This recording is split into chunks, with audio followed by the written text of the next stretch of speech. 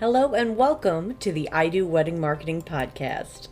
I'm your host, Nina Addeo, a social media marketing expert specific to the wedding industry. On this show, I discuss tips to help you DIY your social media, as well as getting the confidence and income to outsource it. Thank you for allowing this episode to come through on your Bluetooth, your car radio, wherever it may be you're listening from today. Now, let's take your wedding business to the next level.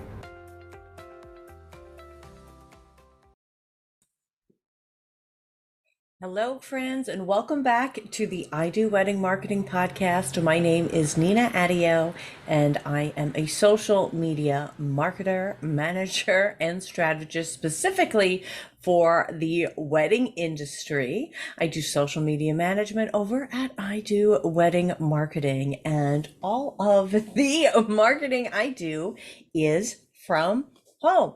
I work from home and I love it.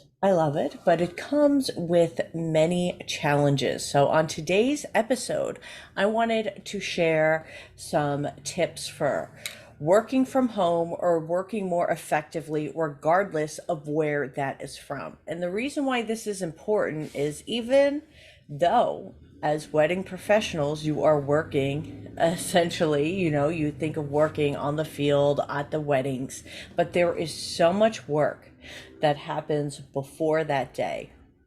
And a lot of that work is often done at your office, at your home, from your phone or from your computer, maybe on the couch, on your lap, however you work best, right? But a lot of this is not just happening at the wedding. There is stuff that happens beforehand, and that is what I want to talk about on today's episode. This idea came to me from the Freelance Friday Club's Business Challenge. The Freelance Friday Club is a community of freelancers and creatives created by Latasha James, and you can check that out in the link in the show notes. But she put up this challenge and it's been giving me a lot of ideas for the podcast. So let's get to it. We're going to kick things off with maybe some of the things you've thought of before. Maybe we're bringing them up to you in a way that is new to you. But then as we get on, I think I've got some ones maybe you haven't thought of yet. So one of the tips, one of the things that has really helped me for working from home is creating an inspiring workspace. And this does not mean you have to change around your home or make it look like a Pinterest board, right? What I have done, for those who can see this on video, is even little things like changing my Zoom background to something that inspires me, because the way my home is structured, the wall is in front of me. I don't have a wall behind me to make pretty for a Zoom background. So I put up something that inspired me instead. And because I'm on Zoom so often, I feel good when I'm looking at that. So what could you put around you that's going to make you feel inspired and happy? Because I work here day in, day out, year in, month in, doing little things like changing the floral arrangements on my desk with the season has been really inspiring to me. Making sure I do every Monday do a real deep clean of the desk and start fresh. Putting up actually getting those stupid but so awesome paintings you see at TJ Maxx all the time and hanging some of those up. Just making the space feel good when I'm in it. I also have a candle, and on top of the candle, I also have one of those wax melt things, and I change the fragrance weekly, and it just kind of resets for me each week, helps me transition in, because the truth is, this space is the same space I spent the weekend in. It's the same space I spent the night in that I spent the workday in, right? There is no transition. And this goes into my next tip, which is transition over set routines. Because the truth is, I don't have a 9 to 5 in this space. I am in this space in my home a majority of my time. So I don't get that commute where you leave for the night and then come back after another commute. So I try to find things that's kind of recreate that fresh start and signify, okay, this is my work time now. So things like I mentioned of lighting the candle, that's going to signal that I'm ready to sit at this desk and start to work. Swapping out, the wax melt, what sounds kind of frivolous, but these are just little things that signify I'm transitioning into work. So when I'm doing my morning journaling before work, that's where I'm writing out my goals and intentions for the day, and that's signifying my transition. Once I put on my playlist, then I know I'm sitting down to work. So those, and okay, one more is putting the phone on do not disturb. That's how I transition from I am, leisurely enjoying my home to I'm working in my home. Because when I don't do that, it feels like any time is set for work time, that I could just go there and sit every time. So if I have these things that signify to me that it's now work time, it's really beneficial to me and it helps my productivity once I sit there because I'm more focused on what I'm doing. Another tactic that helps me a lot for working from home, you can likely do this working in an office as well. It's just what you do, the 5 minutes off is going to be different, but it's the Pomodoro technique. So traditionally, if you were to strictly follow the Pomodoro technique, you set a timer for 25 minutes of steady work and then a timer for 5 minutes of rest after. So I don't use the Pomodoro method conventionally. Um, I use it more of doing time blocking, or not time blocking, but I'll do a load of laundry, and when that laundry is ready to be switched, then that's when I take my break and stop working and switch it over. But you could use the Pomodoro technique traditionally and do the 25-minute blocks. Then you stop for those 5 minutes, check your phone, do what you got to do, see if you got any inquiries in, right? Because you don't want to be on do not disturb from 9 to 5, especially as a wedding professional. You get an inquiry in that and you handle those, something like that, you want to be able to check it. So the Pomodoro method is nice because you can have 25 minutes dedicated time, maybe it's sending out a proposal, updating your website, whatever you need to do, making a day of timeline. And then after that 25 minutes, you can go and check your inbox and see what else has come up during that time. If something comes up, I would add it to your to-do list, which is number 4 for me. Having to-do lists, habit trackers, using a Trello board of tasks to do.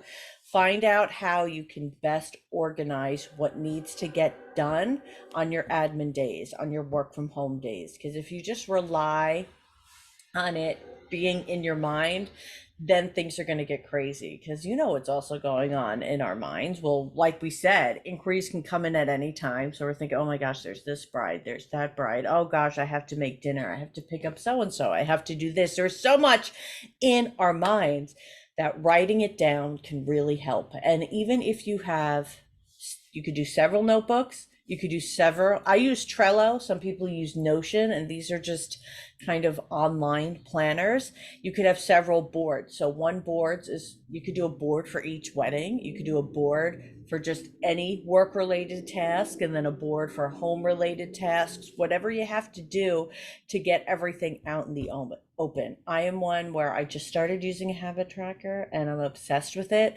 Something about putting a sticker when I've done something well. I blame my third grade teacher. She really tapped into the stickers. I mean, my second grade one did too, but I feel like the third grade teacher used it more effectively. So I am still big on stickers to this day. Next, I want to talk about, we have the obvious of minimize distractions. So this is number 5. Also, we want to maximize our enhancers. And enhancers, by that what I mean is what's going to put us in a good mood while we're doing something that may not put us in a good mood. So for me, my phone's going on do not disturb because I cannot have those distractions. It puts me in a bad mood often too. And what's the enhancer is putting on a specific playlist that I make or putting on, I love Sirius XM. I am so big on Sirius because you can get really specific stations. Those put me in a good mood. Um, what are the things that are going to enhance your mood? And this leads to another topic I had, which so I'll put this one next, which is find the fun. I'm going to lose count because I've skipped around, but this is now number 6. Find the fun. So for me, doing my first big chunk of time having the music, and then maybe after lunch I switch to, here's where the eye rolls may come in, I switched to true crime.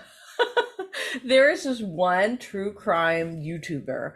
His name is Duty Ron. And for some reason, I find that his shows I can just passively have on. He just live streams and I can have them on while working. And it keeps me kind of engaged to be at the desk because I want to hear what's going on. So finding the fun, because really, the more joy we have in our lives, this is kind of my metaphysical stuff going now, but the more we feel joy, the more joy we attract. So I'm always thinking of how can I feel more joy? How can I feel more joy? And so putting on music that I really like, sometimes I'll put on a movie that I really like. One of those movies that you can listen to without needing to focus on. Everybody has one. I'm going to share one of mine that is, not everyone's gonna know this movie, so if you do, you have to let me know. It's Follow That Bird. I just love when Follow That Bird is on. So let me know. I'll put it in the poll on Spotify. What is your movie that you can play in the background and work to? Or you can also let me know on Instagram because I'm dying to know. And plus, if you've seen Follow That Bird, I'm very eager to know that as well. So next up, which I think is number 7 now, is to utilize pairing. So I got into this a bit before with how I'll put on a load of laundry, and while that goes, I'll then go do a 40-minute task of work or however long that takes. Another example of this is I sound so like housewifey when I'm cooking a meatloaf. I love to make meatloaf because it's in the oven for at least like 40 minutes, and that's another 40 minutes of work I'm going to get done while dinner cooks. I'm not staying over the pan. So that's another pairing I do of meatloaf and working. But this can also be, all right, let's say you had a live stream you wanted to attend or a virtual class, having that on while you do a tedious work task. This could also be if you listen to a podcast like this, the I Do Wedding Marketing podcast, which is work related, while you take your walk. So that's pairing right there. The pairing is something that's spoken about a lot on the Happier podcast, which is one of my favorites. So I recommend you add that to your podcast lineup, and you will get so many functional tips for a happier life. Been listening to it for, I mean, years. I feel like at least 6 years, but I don't know how long it's been on, so I don't want to overshoot it. But since the beginning, and you will get a lot. So then number 8 is to stay connected. This can mean staying connected with your team. This can mean staying connected with friends, with peers, whatever that's going to mean for you, because it can get very isolating for someone like me, where because I can hear the moms going, no, it's glorious when the kids are gone, right, and you're working. But for me, come 3 o'clock, I don't have any littles coming into the house, so it's still just me. So it can become a bit isolating at times. So finding the ways to connect that works for you.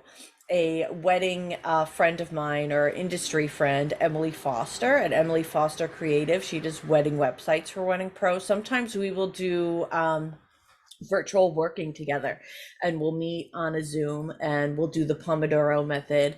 And then when we do the breaks, we'll chat and catch up. And that's been a lot of fun. I joined my first not online, in person, like meetup community. And it's a local group that talks about the law of attraction, which I love. So that was something that was good for me because I needed something in person for connection, not just online, because I'm doing so much online stuff that I can't handle anything more online. I'm up to here online, so I needed more in-person connections. But what about while I'm working? I have a friend who also works from home, and we G chat, which is like a messenger. So we're from the AOL Instant Messenger days, AIM. So we are very used to working, typing. You work a few minutes, then you send your friend a message. Then you go back to your report, right? Then you send your friend a message. That's just how my brain is used to working. So having a friend who is available, whether it's through GChat, um, through Facebook Messenger, it has to be online for me. It can't be on the phone. Helps keep me at the computer, helps me from opening up a new tab to start looking for something to do. And I just go back and forth, to my task and to my friend's message. And that is a way to stay connected to people, but also kind of keep my focus. And it also relates to what I was saying before of finding the fun. It relates to the pairing, right? Because I'm getting to shout out to Lindsay. I'm getting to talk to Lindsay while I do my work. So these are, oh no, I have another one. So what I also wanted to talk about, so this is number 9, is to utilize online drives. So really Google Drive is what I use.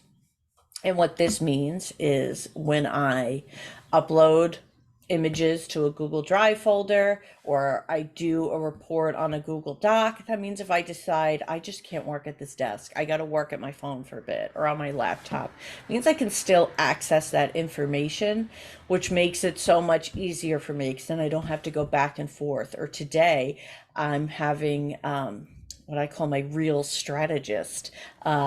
I've I've gotten one of my sisters who's highly successful with reels to finally work with me on reels. So she's going to be making my clients some really fascinating, wonderful, beautiful reels. I'm putting the cart before the horse, but I have no doubt. But I could just send her the Drive link. I didn't have to go on my computer, say, oh, where do I have the drives of the videos that I have the rights to use, blah blah blah. It was all there. I'd already bundled it all up. So that was made my life so much easier, and it will make working from home easier, or working from anywhere. That's the idea.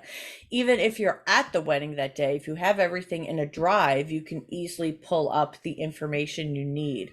So utilizing those drives is really going to help you work effectively from home. There were, of course, a lot of other things here I didn't mention, like taking breaks, taking a walk. I even will nap sometimes, and then this way I'm kind of refreshed and can get a few more hours in when I'm having a heavy work day. But there are so many things, and it's all individual. So don't feel like anything on this list is something you have to do. Implement, try different things, and see what works best for you. I have a really good episode, an interview episode coming up on Wednesday, the 13th, with a good friend of mine named Frances Sherlock. And she's going to be talking about influencer marketing for wedding professionals. So look forward to that on episode 116. You're going to really love it because it's going to get into how wedding professionals can not only leverage influencers, but start to pursue becoming one themselves. If you enjoyed this episode, be sure to follow us at the I Do Wedding Marketing Podcast and subscribe to hear more. Also, because it is the season of giving, if you would like to give us a review, it would mean a lot, and it helps other wedding pros to find this podcast. Wishing you all a productive remote workday. Thanks for being here.